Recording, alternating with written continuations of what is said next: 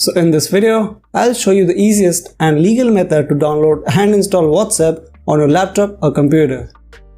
All you have to do is open the Microsoft Store app from the taskbar, or if you don't see the app here, use the Windows search box to open the Store app.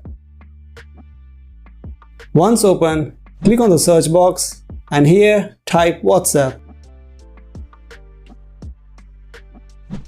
Now click on Install and the Microsoft Store will download and install the WhatsApp app on your Windows computer.